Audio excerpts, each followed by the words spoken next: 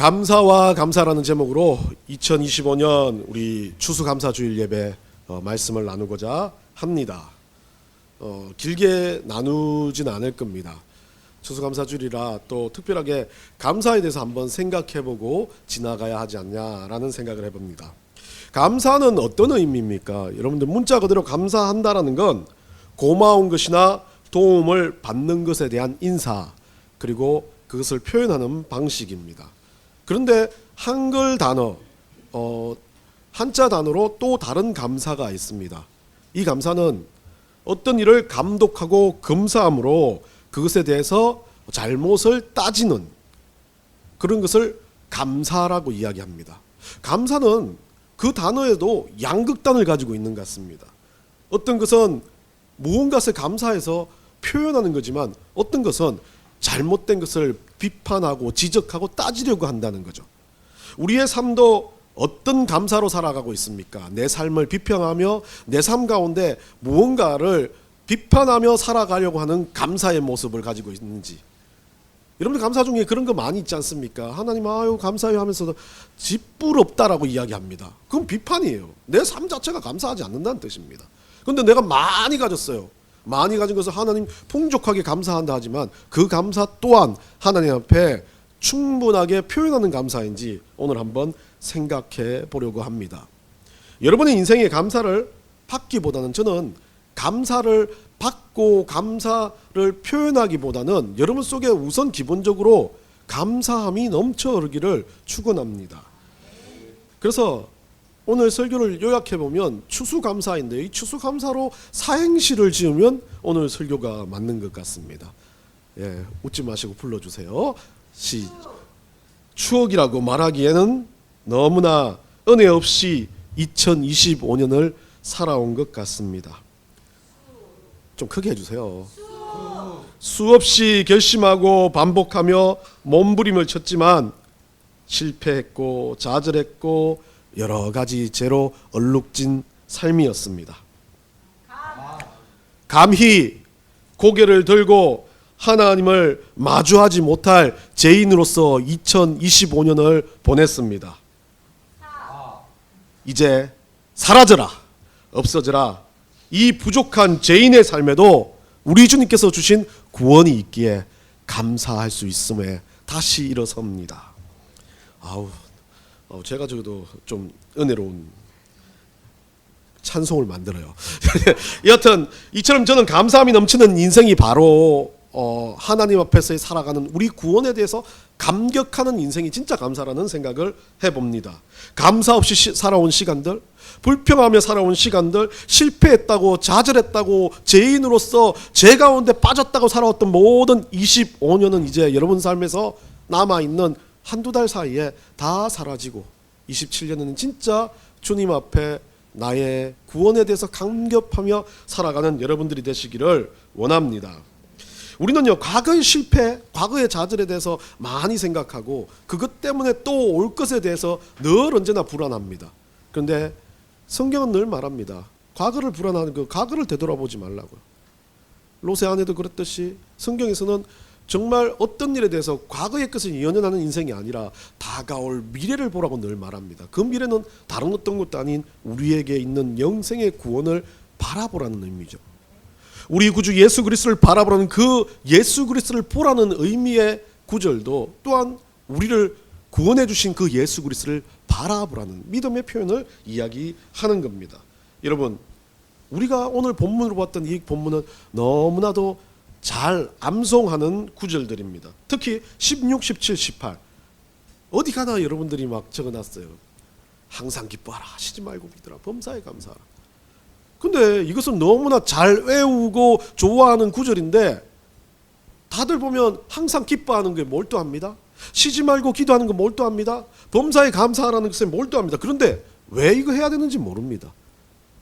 왜 이거 해야 되는지 모르다 보니까 감사는 해야겠는데 삶이 조금 안 좋으면 좀 누구 친구한테 욕 한번 먹으면 감사가 아니라 불평이 나오고 짜증이 나옵니다. 기뻐할 수가 없습니다. 그런데도 구절을 외우면서 기뻐해야지 다짐을 합니다. 왜 기뻐해야 됩니까? 좌천이 됐어요. 누군가에서 꿀밤을 한 대 맞아서 기분이 나쁘지 않습니까? 왜 그 상황이 또 기뻐해야 됩니까? 이유가 있습니까? 짜증내야죠. 진짜 비평해야죠. 근데 성경은 그런 말을 항상 감사하고 기뻐하라 그럽니다. 아우, 성경 정말 그냥 애우지 실천하고 사십니까? 안 살지 않습니까? 1년 365일 여러분들이 주님 앞에 감사하는 시간이 얼마나 됩니까? 대부분 감사보다는 아유, 그냥 자조 섞인 될 대로 되라, 하나님 하시겠지. 그리스도인들이 정말 잘하는 게 우리 주께서 하신다. 그 잘못 쓰면요 정말 잘못된 것으로 가요. 성경에서는 원래 성경적인 건 내가 돈 벌었다 못 벌었다, 건강했다 못 벌었다, 이거 감사하라는 말 하지 마라 그래요. 그게 감사의 궁극적인 목적이 아닙니다. 진짜 감사의 목적은요, 오늘 우리가 읽지 않았던 본문 데살로니가 전서 5장 앞부분에 나와 있습니다. 이 부분은 뭘까요? 말세 때에 이 데살로니가 전서를 쓴 바울이 말세 때는 이래야 된다. 뭐 해야 돼? 예수 그리스도를 믿는 믿음을 가지고 사랑하며 살아야 된다. 그런데 너희들 왜 이렇게 살아라고 이야기하는 거예요. 다그치는 겁니다. 그러면서 그 이야기의 마지막 부분에 이야기를 해요. 또 형제들아, 너희를 권면하노니, 내가 권한다. 사랑하며 사는 게 뭘까? 감사하며 사는 게 뭘까? 이유가 뭘까? 예수 그리스도께서 나한테 주신 이 영생을 감사하며 살아야 되는데, 그 감사함의 첫 번째는 하나님을 사랑하는 거 아닙니까? 두 번째는 뭐요? 내 이웃을 내 몸과 같이 섬기라고 말한 그것에 대한 이야기를 하고 있는 겁니다. 형제들한테 권면하고, 게으른 자들에게 긍개하고, 마음이 약한 자들에게 격려하고, 힘이 없는 자들을 붙들어주며, 모든 사람에게 궁극적인 목적이 이거예요. 오래 참으라는 거예요. 정말 안 되는 겁니다, 그리스도인들이. 그런데 다시 생각해 볼까요? 하나님 받으시는 감사는요, 내 잘됐다고 하는 감사가 아니라 참아내는 것을 감사라고 이야기하는 겁니다. 사도 바울이 그런 거예요. 복음 때문에 고난을 받은 자, 그 자를 뭐라 그래요? 의인이라고 그러지 않습니까? 복음으로 인해서 하나님 백성으로 살아갈 수 있는 사람은 매 순간을 참아내고 견뎌내는 사람입니다. 잘못됐다 할지라도요, 내 속에서 사랑이 튀어나오지 않는다 하더라도 사랑하려고 의지적으로 참아낸다면 그것을 바울은 뭐라고 말합니까? 궁극적으로 항상 기뻐하고 감사하는 것과 동일하다고 이야기하는 겁니다. 기쁨과 감사, 우리 가운데 넘쳐나지만요, 우리는 제대로 그 감사를 믿음으로 주님 앞에 표현하는 방식들을 이제는 배워가야 된다는 거죠. 데살로니가전서 5장 9절에 앞쪽을 요약하면 이겁니다. 사도 바울이 이 구절 앞을 이야기하기 위해서는요, 뭐라고 말합니까? 한번 읽어봅시다. 하나님이 우리를 세우심은 노하심에 이르게 하심이 아니요 오직 우리 주 예수 그리스도로 말미암아 구원을 받게 하심이니라. 하나님이 우리를 이 땅 가운데 세우신 이유는, 잘 먹고 잘 살고 행복한 것도 있습니다. 다 할 건 다 해야 돼요. 그렇지만 궁극적으로 그리스도인이 되었다 하면 우리가 해야 될 모든 방법과 모든 감사와 모든 기도와 모든 주님 앞에 드리는 범사의 생활의 모든 것은 뭡니까? 구원받게 하심을 따라가는 겁니다. 이게 감사입니다. 구원받은 것 자체를 느끼는 게 감사라는 겁니다. 구원받았다 그러면요, 이해가 돼요. 여러분이 영생을 누리고 있는데 친구가 나한테 때렸다고 나 내일 천국 간다는 기쁨이 있으면 친구가 나한테 때렸다고 기분 나쁠까? 안 기분 나빠요. 그냥 하나님 앞에 감사하죠. 그 친구가 불쌍하죠. 그 친구가 믿지 않는다면 기도하게 되죠. 그 친구가 정말 하나님 앞에 서지 못했다면 눈물을 흘리며 친구의 손을 붙들고 사랑하는 마음으로 그 친구의 구원을 하나님 앞에 기도할 그런 우리 그리스도인들이 되어야 된다는 것을 감사의 방법이요, 감사의 조건들을 내세운 겁니다. 왜 감사해야 되냐? 구원받았기 때문입니다. 오늘 본문 있었던 이 이야기를 많은 분들이 오해할 수가 있어요. 그리스도인들에게 감사란 게 뭐냐라고 이야기하면 좀 잘 되는 거, 좀 남보다 대단한 거, 좀 남보다 건강한 거, 그건 감사의 감에도 들어가지 않습니다. 그렇기 때문에 이 추수감사주의를 만들어서 1년에 한 번씩 섬기는 이유, 우리가 뭐 메이플라워호 신앙의 자유 잘 모릅니다.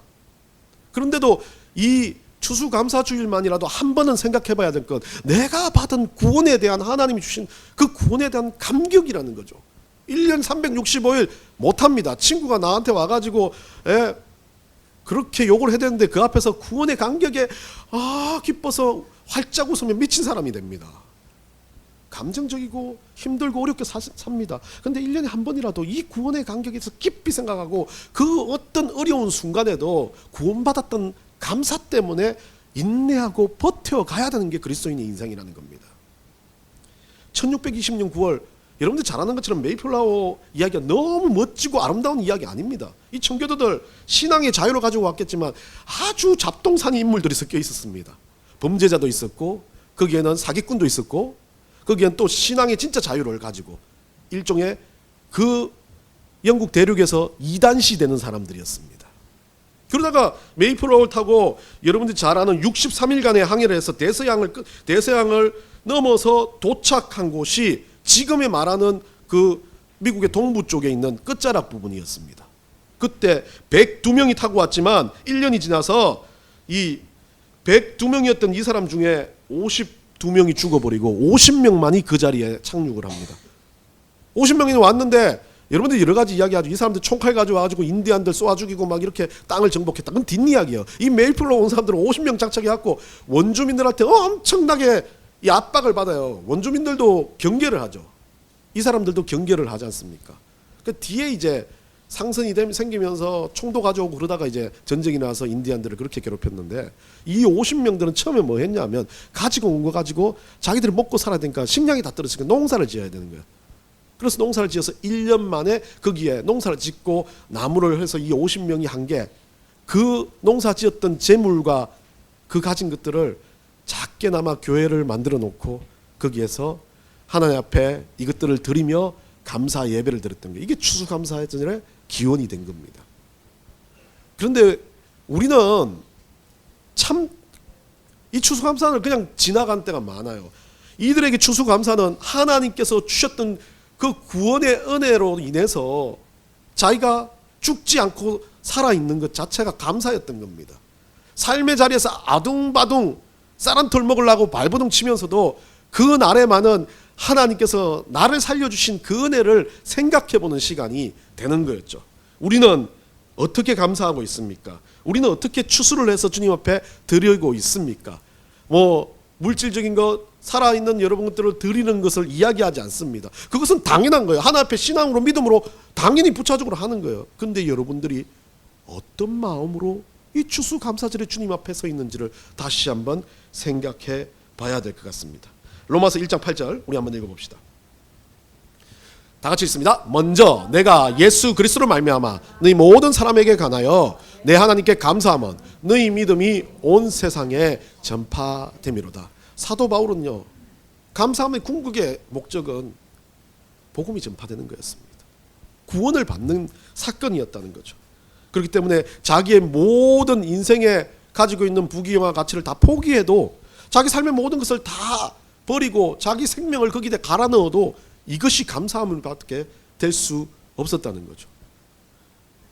여러분 보고 다 갈아라는 건 아니에요. 저도 여러분들이 최소한 알아야 된다는 겁니다. 잘 살고 못 살고가 아니라 여러분들이 감사해야 될 이유를 찾아야 된다는 겁니다. 그게 믿음이기 때문에 그렇습니다. 한 가지 이야기를 하고 말씀 마치려고 합니다. 요즘 아이들이 이상한 인형을 가지고 엄청 좋아요. 저는 어디 뭐 라시 부부인 줄 알았어요. 라부부.